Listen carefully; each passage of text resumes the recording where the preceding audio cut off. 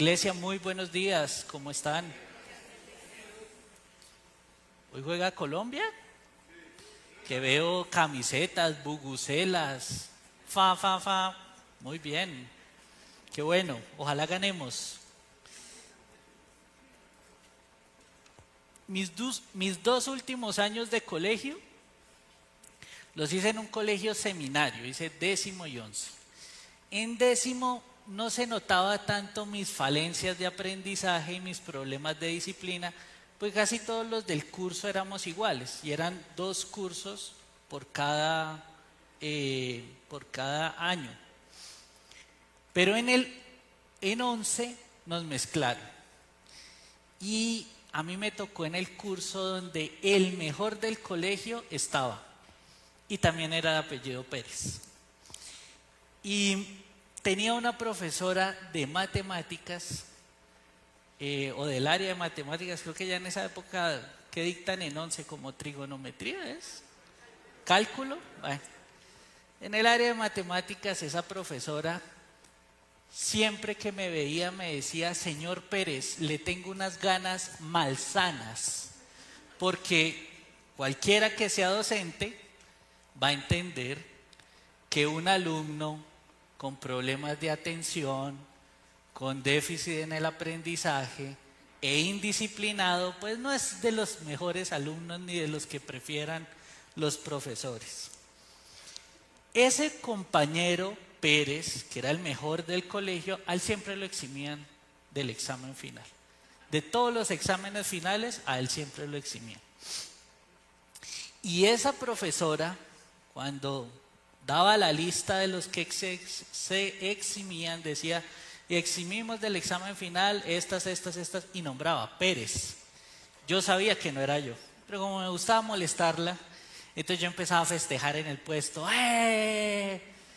Y ella se bajaba así las gafas, me miraba y secamente me decía: Pérez el bueno, joven.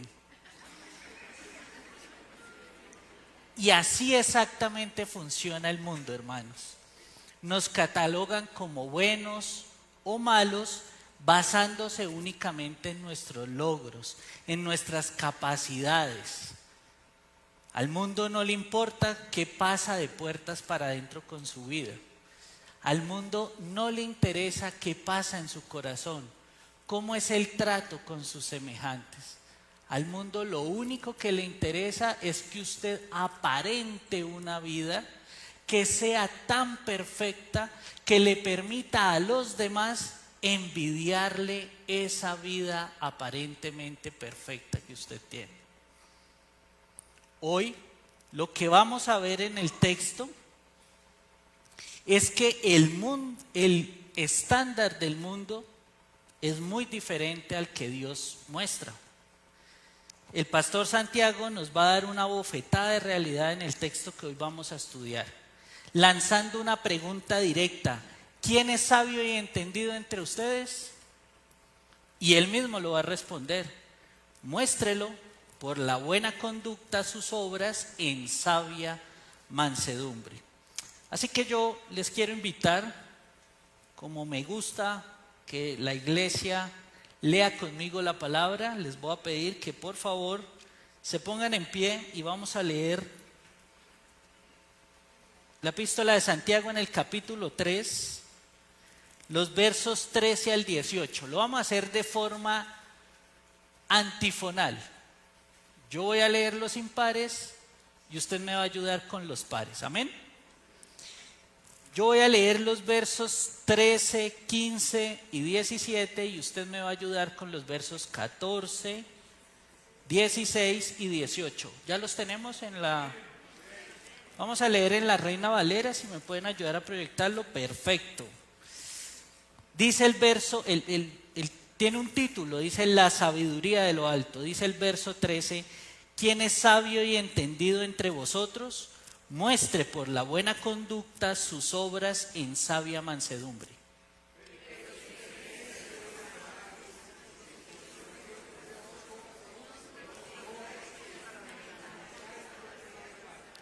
Porque esta sabiduría no es la que desciende de lo alto, sino terrenal, animal, diabólica.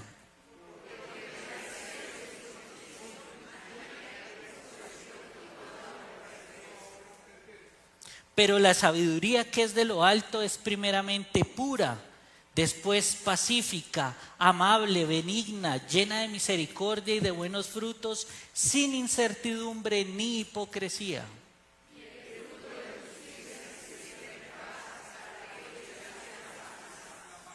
Que Dios bendiga su palabra y nos permita hoy entenderla. Por favor, tomen asiento.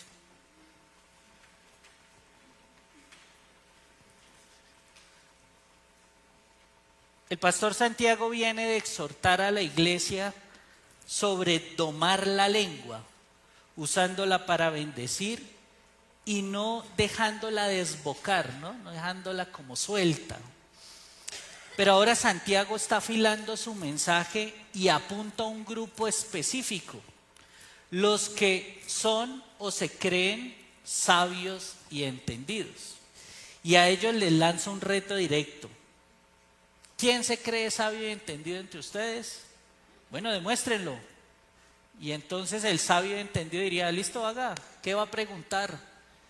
No necesitamos que lo demuestre con lo que sepa, sino lo que queremos es que usted lo pruebe con su buena conducta diaria.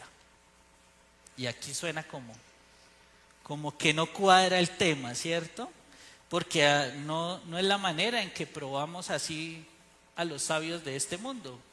Generalmente hay unas pruebas, generalmente saque una hoja y responda, pero al mundo, ¿qué le va a interesar si yo trato bien o no trato bien a mi esposa o a mis hijos, si soy exitoso en mis negocios?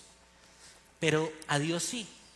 A Dios lo que menos le interesa es cómo seamos en este mundo, sino más bien cómo lo obedecemos y lo honramos a Él con nuestra conducta diaria. Pastor Santiago está exponiendo cuáles son las evidencias de una persona verdaderamente sabia. Y es una persona de buena conducta y de buenas obras con una connotación especial. Buenas obras hechas con mansedumbre. No es solamente buenas obras, sino hechas con mansedumbre. La sabiduría que el pastor Santiago nos está exhortando acá es una sabiduría que desciende de lo alto. Pero él hace una observación sobre la sabiduría que nosotros creemos entender. Dice que al parecer, a primer golpe de vista, nosotros estamos llamando sabios a quien parece que no lo son. O al menos nos hace ver que existen dos tipos de sabiduría con esta pregunta. Y así que en los versos 14 al 16 vamos a ver cuál es esa primera sabiduría que es la del mundo. Y dice que una sabiduría proviene de Dios y la otra proviene de nuestros tres peores enemigos. Déjeme le presento nuestros tres peores enemigos. El primero, creo que todos lo conocemos, que es el diablo. Bien. Hay otros que entendemos que hay un segundo enemigo, otros no lo ven tan así, que es el mundo. El mundo no como la creación de Dios, sino como el sistema en el que vivimos. Pero hay un tercer enemigo que ese es el que casi nadie le gusta hablar, es el que más nos gusta consentir, es el que vivimos mimando, es el que no consideramos generalmente nuestro enemigo, que ese es yo. Ese es. El enemigo que usted tiene a derrotar no es el diablo ya Cristo lo derrotó en la cruz. No es el mundo. El mismo Señor Jesús dice, ustedes en el mundo van a tener aflicciones, pero tranquilos, yo ya vencí al mundo, así que ese tampoco es el problema. Pero realmente el enemigo que usted tiene a derrotar es usted, es su carne. Y ese es el que no nos gusta tocar, porque ¿a quién le gusta incomodar su carne? Así que lo que nos está diciendo Santiago es, vea, hay una sabiduría que proviene de sus tres enemigos. Y esto guarda concordancia con lo que el mismo apóstol Juan en su primera carta, en el en el capítulo 2, en el verso 16 nos habla. Porque desde el 15 dice, no amen al mundo ni las cosas que están en el mundo. Si alguno ama al mundo, el amor del Padre no está en él. Y Santiago más adelante nos va a decir en su carta, cualquiera que ame el mundo se hace enemigo de Dios.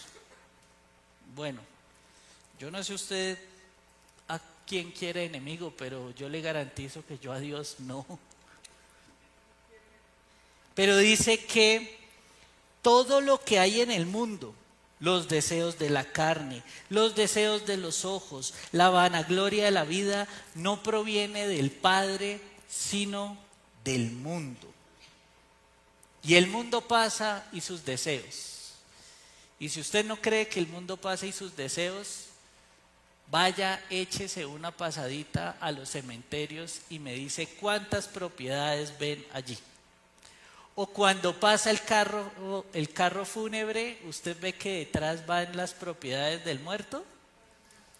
El mundo pasa y sus deseos, pero el que hace la voluntad del Padre permanece para siempre.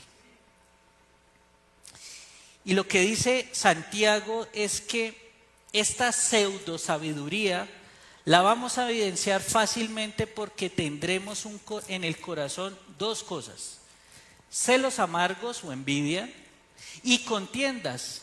Fíjense cómo Santiago sigue pidiéndonos, oiga, escudriñe su corazón. Ya nos había dicho, oiga, controle su lengua. Y sabemos que de la abundancia del corazón habla la boca. Eso es, cuando nuestra lengua habla lo que tenemos en el corazón. Y ahora lo que nos dice Santiago es, oiga, evalúe qué es lo que hay en su corazón. Y si en su corazón lo que hay es celos amargos, hay envidia y hay contiendas, usted realmente lo que está teniendo es una sabiduría meramente humana, la de este mundo, que es diabólica. La envidia o esos celos amargos siempre tienen una connotación negativa en la Biblia cuando proviene del ser humano. Cada vez que ustedes lean la envidia del hombre es mala, connotación negativa. Es querer lo que el otro tiene.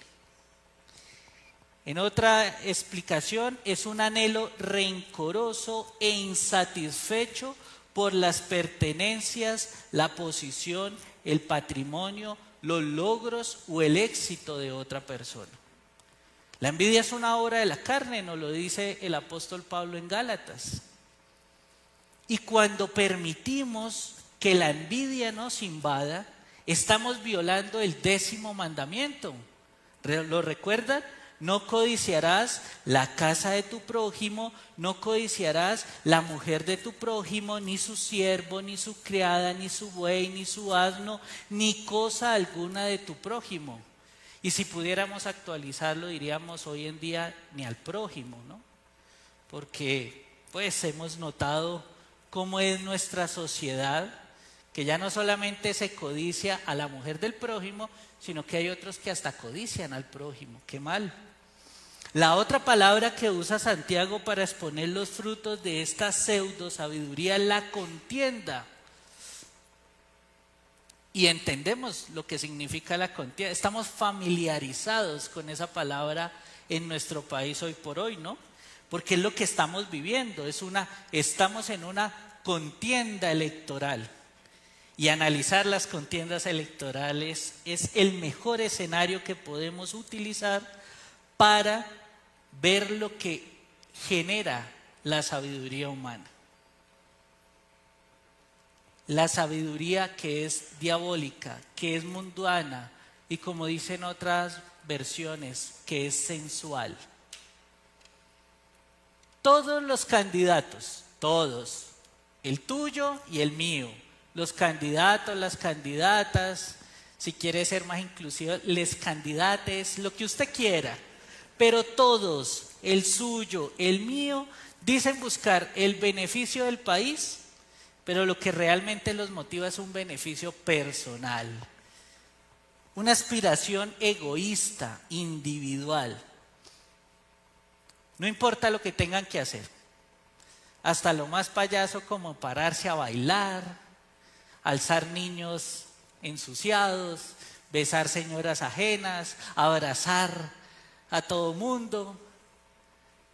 Yo no sé por qué los candidatos del interior, los rolos, los ponen a bailar. Oiga, no nos hagan ese daño. No nos hagan quedar mal. Si nos quiere hacer quedar mal, ponga uno un rolo a bailar.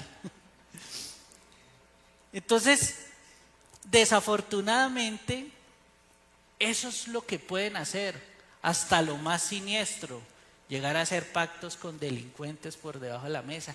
No importa lo que toque hacer, lo que toque decir. Candidatos que decían que eran ateos y ahora van a las iglesias evangélicas a alzar los brazos. Luego van al Milagroso de Buga, luego van a que lo recen, luego no he hecho lo que toque hacer con tal de ganarme votos. ¿Qué toca decir? No importa. ¿Qué toca hacer? Lo que toque. Creo en lo que ustedes quieran, digo lo que ustedes quieran, con tal de que ustedes voten por mí. Y eso lo hacen para ganar esa meta personal que tienen, esa ambición personal, egoísta, para ganarse la admiración de propios y de extraños. Eso es lo que hace la sabiduría humana. La sabiduría humana es perversa.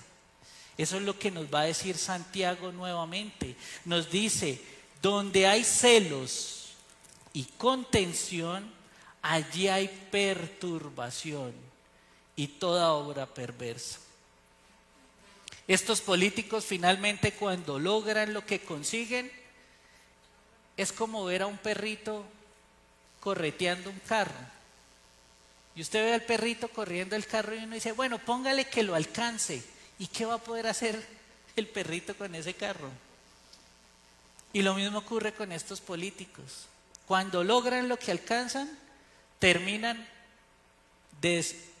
dándose cuenta que eso no satisfizo sus vidas, que lograr el poder no lo hace. Entonces, ante este escenario, la pregunta obligada, ¿vale la pena tener esa sabiduría?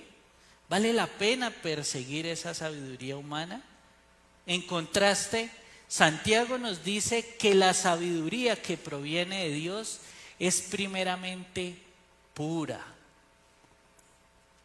Es decir, no hay en ella ni un solo milímetro de maldad.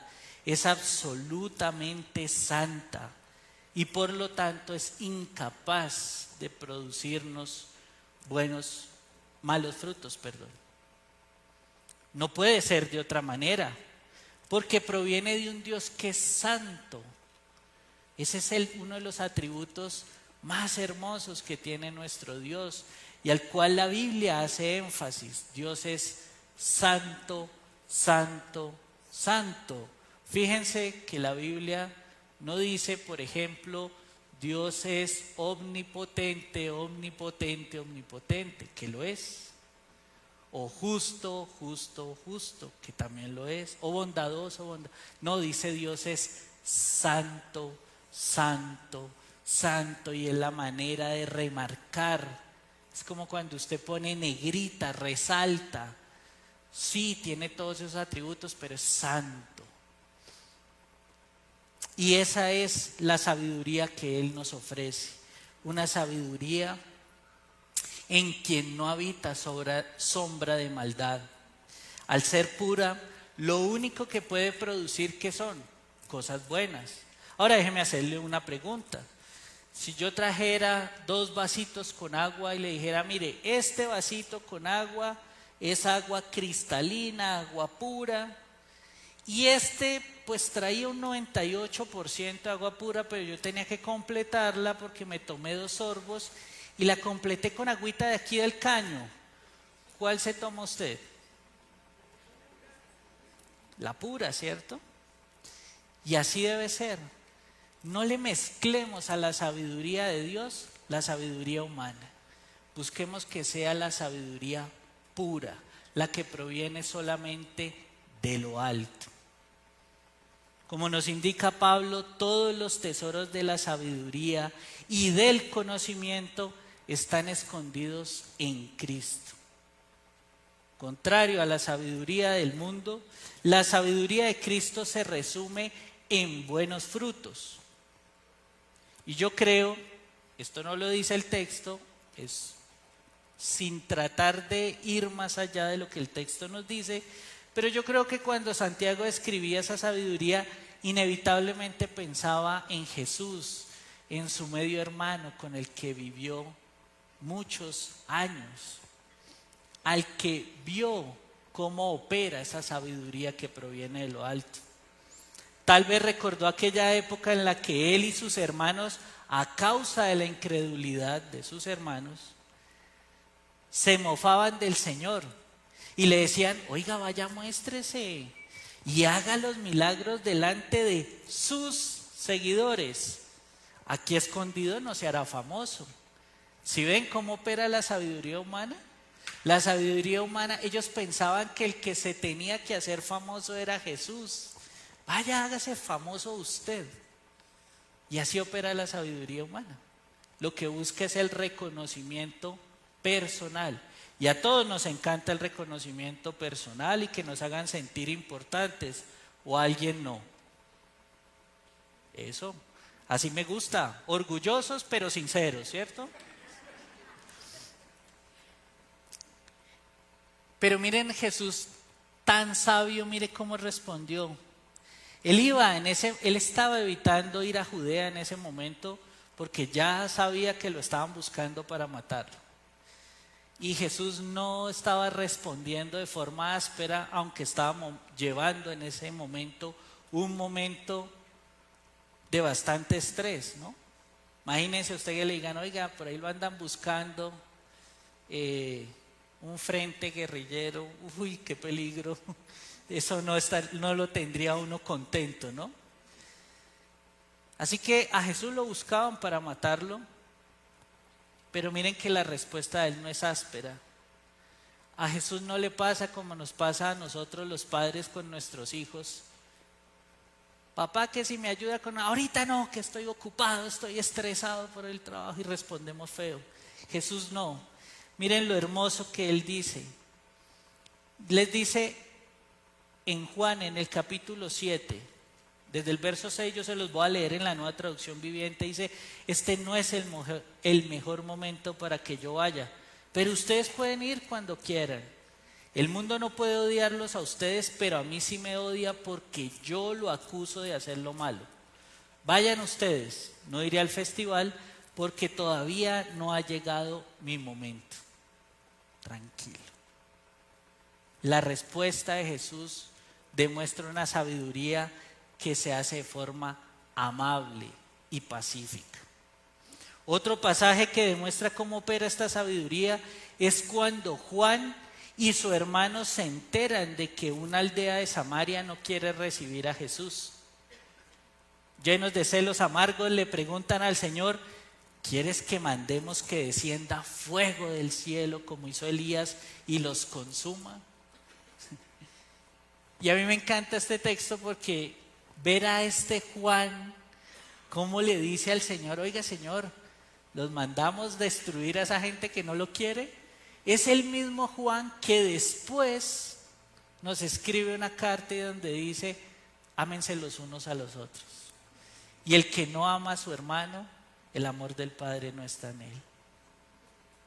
Eso es hermoso, eso es ver cómo cuando Dios pone su espíritu en nosotros, va una evolución. Nunca hay involución en el creyente.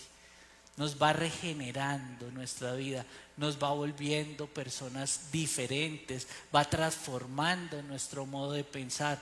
Esa es la verdadera obra del Espíritu Santo. No es haciendo payasadas en una iglesia, hermanos, perdónenme, eso no es. La obra del Espíritu se evidencia en el creyente, cada vez que se va regenerando, cada vez que Dios va cambiando su forma de pensar. Y Jesús los reprende diciéndoles: ustedes no saben de qué espíritu son, porque el Hijo del Hombre no ha venido para destruir las almas de los hombres, sino para salvarlas. Y así debemos nosotros comportarnos, porque a veces también nos ocurre, ¿no? Cuando cuestionan nuestra fe, uno dice: y este impío, el Señor lo tenga a fuego lento por venirse a burlar de nuestro Señor. Así nos pasó. Apliquemos ese modo de que Jesús actúa en nuestras vidas. Hace poco lo vivimos, ¿no? Un hombre, seguramente en un estado de alteración de su conciencia, así se dice ahora, para no decir borracho o drogado, blasfemó contra nuestro Señor Jesucristo, hablando desde la concupiscencia de su corazón. ¿Cuál fue su actitud cuando usted vio eso en las noticias? ¿Lo insultó? No me vaya a responder. ¿Lo resistió en su corazón? ¿Le envió un trino maldiciéndolo? Arda en el infierno. ¿Habló mal de él con otros? ¿O más bien usted, operando con la sabiduría de Jesucristo, elevó una oración intercediendo por ese hombre diciendo: Padre, perdónalo porque no sabe lo que hace ni lo que dice? Por favor, tráelo al arrepentimiento. Esa debe ser nuestra actitud con los no creyentes. No seamos desde un púlpito de moralidad señalando a todo mundo. Porque si Cristo no hubiera venido a nuestras vidas, nosotros podríamos ser inclusive peor que ese hombre. El Señor nos dice así: no se gloríe el sabio de su sabiduría, ni se gloríe el poderoso de su poder, ni el rico se gloríe de su riqueza. Pero si alguien se gloría, gloríese de esto, de que me entiende y me conoce, pues yo soy el Señor que hago misericordia, derecho y justicia en la tierra, porque en estas cosas me complazco, declara el Señor. ¿De qué nos sirve saber tanto de Dios y conocer tanto de la Biblia si nuestro conocimiento nos envanece y nos hace menospreciar al que supuestamente no tiene nuestra madurez?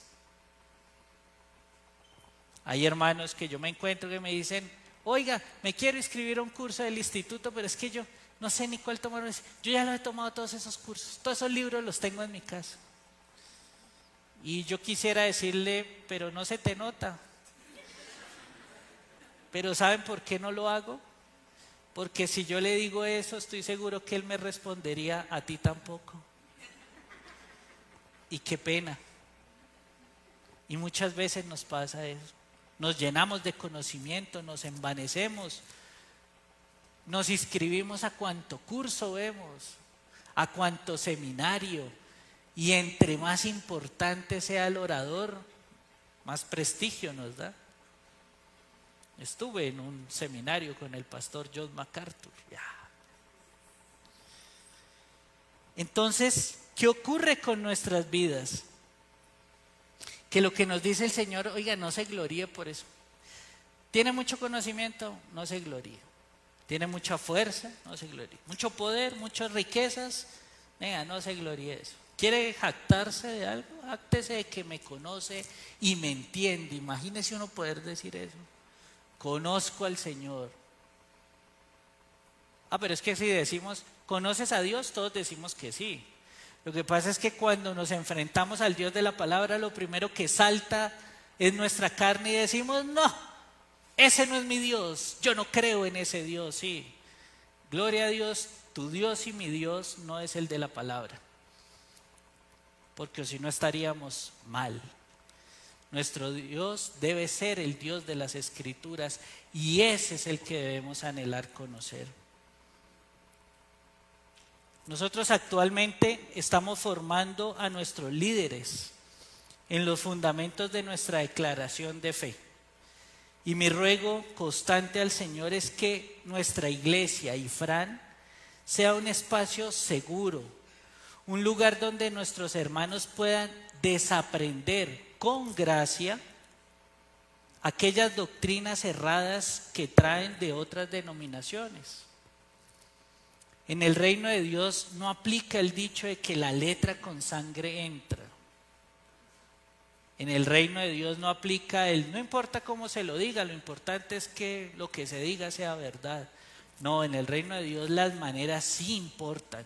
Y Santiago nos lo ha revelado en toda su carta. Muchas veces nos ha dicho, hermanos míos, así no, amados hermanos míos, así no se hacen las cosas. La sabiduría que proviene de Dios es amable, es condescendiente, es llena de misericordia. Esta sabiduría, hermanos, no está reservada para unos pocos, está al alcance de todos. Como les contaba en la introducción, yo no podía acceder a esa sabiduría. ¿Cómo? Si soy indisciplinado, no pongo cuidado en clase. ¿Cómo si tengo un problema de déficit de atención? Entonces obviamente lo que a Pérez el bueno se le facilitaba, a este Pérez no. Pero no pasa así con la sabiduría que desciende de lo alto. Porque lo primero que nos dice Santiago, y lo estudiábamos en el capítulo 1, es que si alguno está falto de sabiduría, pídasela a Dios, el cual le da a todos abundantemente y sin reproche. Sin reproche. Dios nunca le va a decir, otra vez usted. Nunca. Sin reproche. Y lo da abundantemente porque Él es la fuente de sabiduría y es una sabiduría inagotable, inagotable. Fuente de toda sabiduría es nuestro Dios. Cuando estudiábamos ese texto con el grupo de vida, un hermano nos contaba que él va y merca por bultos en la plaza. Entonces yo le decía, si yo voy a su casa el día que usted mercó por bultos y le digo, oiga, me regala una tacita de arroz, pues usted me la va a dar sin ningún problema. Pero si yo voy el último día que ya a usted le queda, que usted hace ese arroz con todo lo que le sobró, que tiene en la nevera, y voy y le digo, oiga, me regala un puchito de arroz, usted me va a decir, no puedo, porque me quedo sin comida. A Dios no le pasa eso. Dios no dice, no, yo te doy sabiduría hasta aquí porque es que tengo que guardar una para mí para manejar este mundo, si no. No, es una fuente de sabiduría inagotable, pero no solamente eso, está para todos. Proverbios nos dice que ella clama en las calles, ella alza su voz en las plazas y nos hace una invitación constante. Que la busquemos con la misma pasión con la que buscaríamos un tesoro escondido. ¿Se imaginan? Yo pensaba cuando estudiaba este texto, yo decía, y preciso el martes pasado, que teníamos clase del instituto, unos aguaceros, qué aguacero que cayó. Y a mí me daba risa porque desde los maestros hasta los alumnos, me incluyo, todos estábamos con cara de, ¿será que sí va a haber clase? Y escribían por el WhatsApp, oiga, sí va a haber clase. Bueno, pues los que tienen la decencia de decir, oiga, qué pena, no puedo asistir. Otros eso, ni vinieron. Pero decían, oiga, ¿será que sí hay clase? Con esta lluvia. Y yo decía, imagínense donde no fuera clase, donde le dijéramos, oiga, hermanos, imagínense que cuando se estaba haciendo la construcción de este templo, nos dijeron que aquí hay una huaca y por favor necesitamos colaboración para venir a levantar todo esto y empezar a buscar ese tesoro. Puede llover, tronar.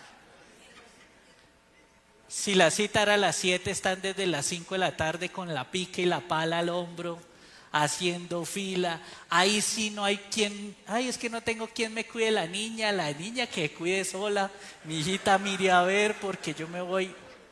Y eso es lo que nos está diciendo el Señor, oiga, busquen la sabiduría como si fuera un tesoro. La sabiduría que viene de Dios tiene un principio. Y el principio de la sabiduría, nos dice también Proverbios, es el temor de Dios. Ese es el principio de toda sabiduría, el temor de Dios. Si usted no tiene temor de Dios, no es una sabiduría de Dios, es una sabiduría que viene del mundo.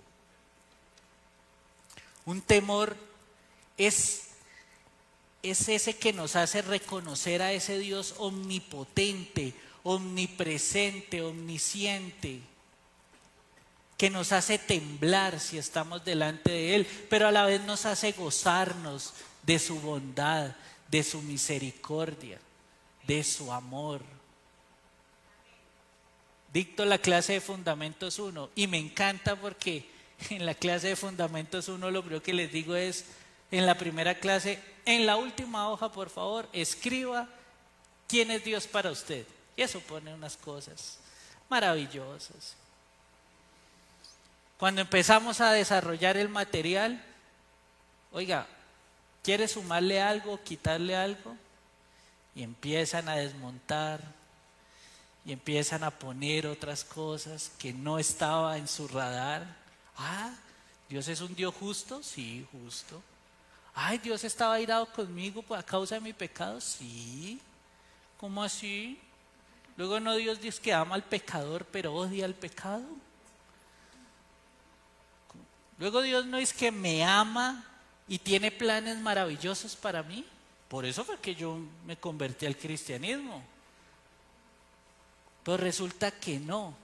Resulta que cuando empezamos a conocer ese Dios omnipresente, ese Dios maravilloso, ese Dios que todo lo puede, ese Dios que es justo, como decíamos, que es santo, y empezamos a profundizar en Él, y empezamos a ver quién somos nosotros, ahí es cuando empezamos a agradecer su amor y su misericordia. Y ahí es cuando decimos, sí, Señor, yo no soy nada. ¿Y a ti te plació amarme así? Eso es maravilloso. Eso es gracia, hermanos. Contrario a los necios de este mundo que dicen en su corazón, no hay Dios. Y eso es absurdo. Dice la palabra que aún los demonios le creen, saben que solamente hay un Dios y tiemblan. O sea, aún los demonios. Pero hay gente tan tonta que dice, no hay Dios. Yo siempre que los veo digo, eso es como si usted saliera a la autopista, aquí por la 167 va a salir a la autopista y usted dijera, no viene carros, y se lanzara. Pues en algún momento la realidad lo va a estrellar. Y yo le garantizo a usted que en el infierno, ni en un avión cayéndose hay ateos. Ahí sí todo el mundo, ay Dios mío, el avión.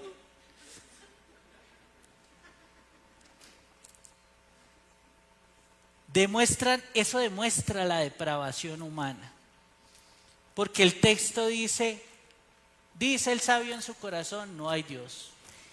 Y el mismo texto después el apóstol Pablo en la carta a los romanos lo va a traer y va a decir, no hay quien quiera buscar a Dios. No hay justo, no hay ni siquiera uno. Todos se han perdido. Y tú y yo éramos eso antes de Cristo. Nosotros no queríamos buscar a Dios.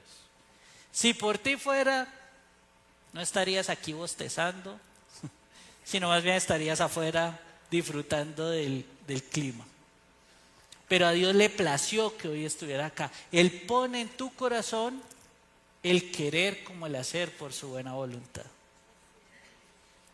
Todo esto con un gran fin, que el creyente comprenda el propósito por el cual Dios lo creó, lo perdonó y lo acercó a Él a través de Jesucristo, en quien están escondidos todos los tesoros de la sabiduría y del conocimiento.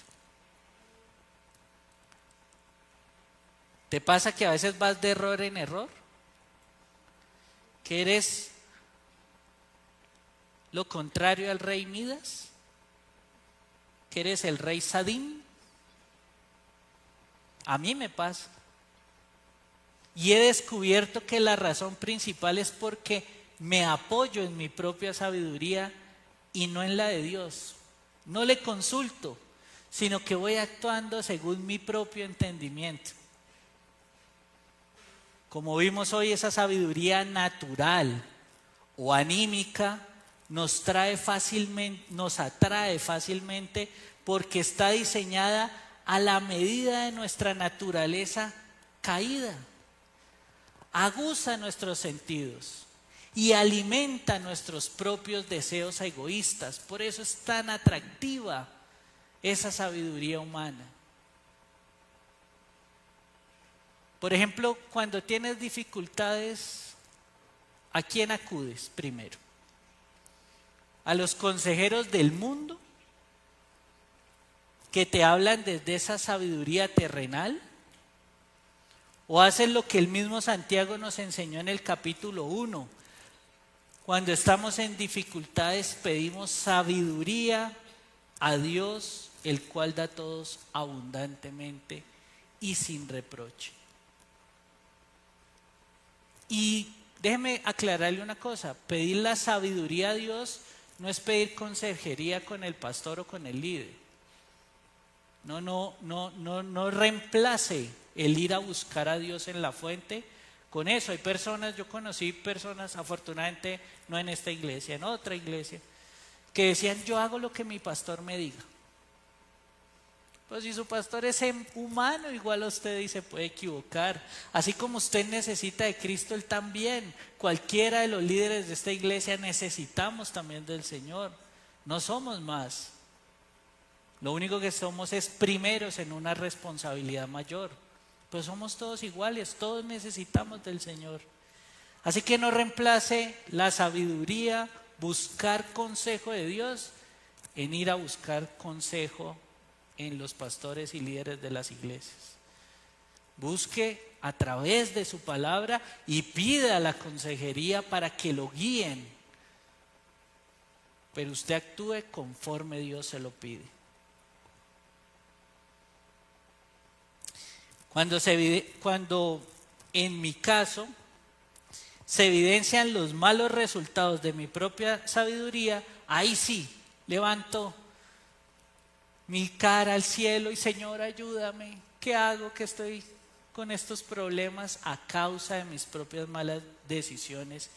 Pero Dios es tan amoroso que me levanta nuevamente, me organiza, me limpia y otra vez, mi hijo, vaya a ver. Y hasta que aprendo a mirar antes de y no después del resultado su rostro, ahí es cuando empezamos a ver cómo dice el apóstol Santiago al final del texto. Nos dice que esa sabiduría nos trae paz. Nos trae paz.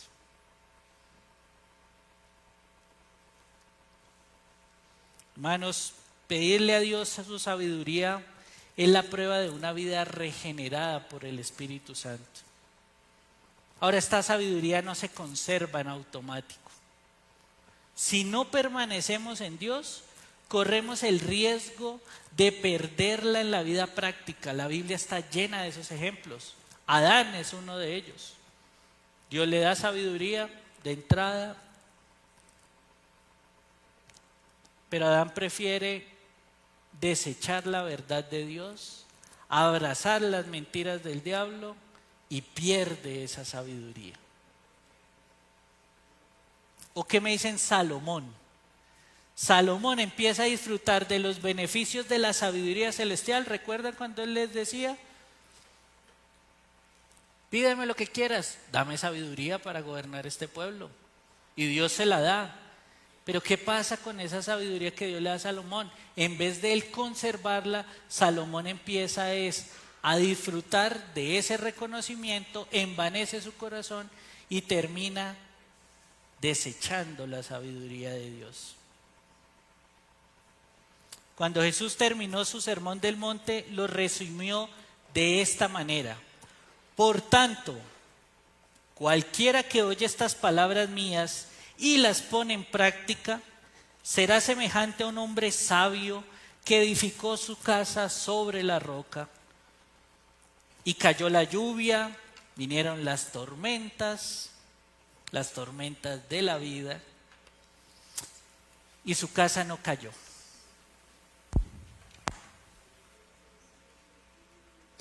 Mi hermano,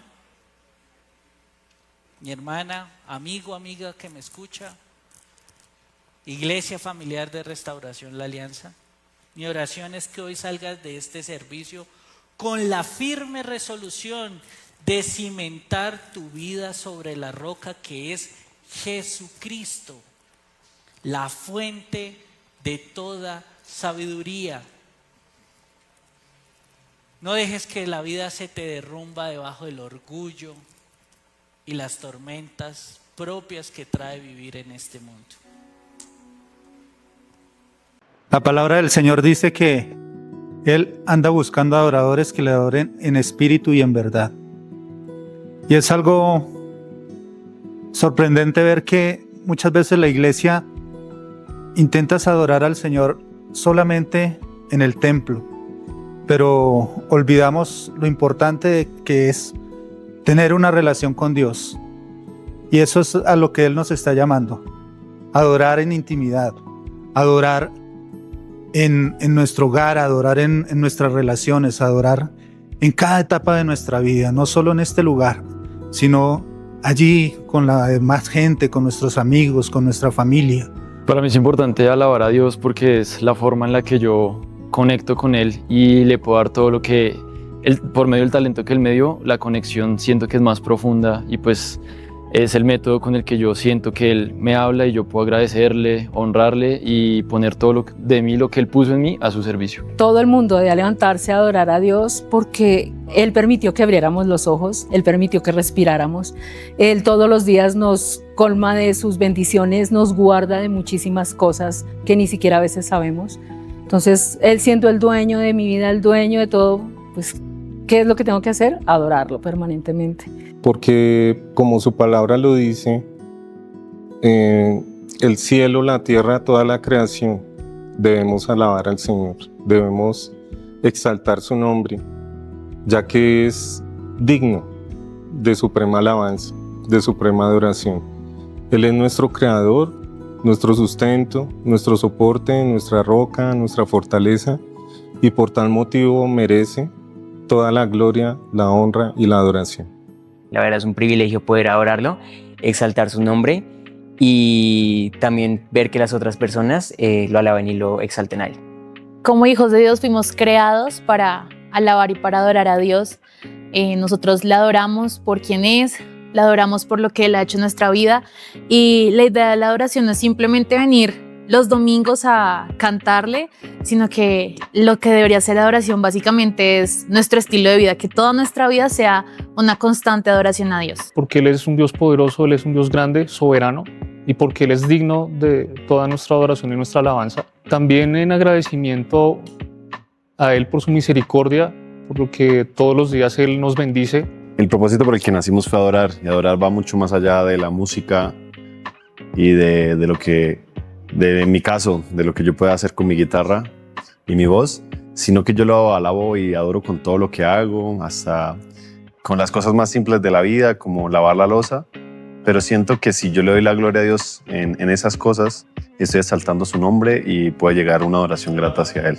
Bueno, la alabanza y la adoración es una necesidad para todos nosotros los creyentes, porque es una manera de conectar con Él, es una manera de darle las gracias porque Él ha sido fiel en nuestras vidas, y también es un descanso para nuestro espíritu. Cuando nosotros nos reunimos para adorar al Señor, dice la Biblia que el Señor se levanta, y cuando el Señor se levanta, sus enemigos huyen de delante de su presencia. Entonces adoramos a Dios por su grandeza, por su misericordia, pero también para recordarle a los principados y a las potestades quién gobierna sobre ellos, y para que el nombre del Señor sea levantado en medio de la alabanza y en nuestras vidas. Aquí en Ifrán somos una familia que se reúne los domingos, que se reúne a adorar a Dios, a exaltarlo, a bendecir su nombre, y no hay nada más bonito que poder hacer esto en comunidad. Entonces la invitación es para que lleguen temprano, para que puedan disfrutar de estos momentos desde el comienzo y para que puedan preparar su corazón para una palabra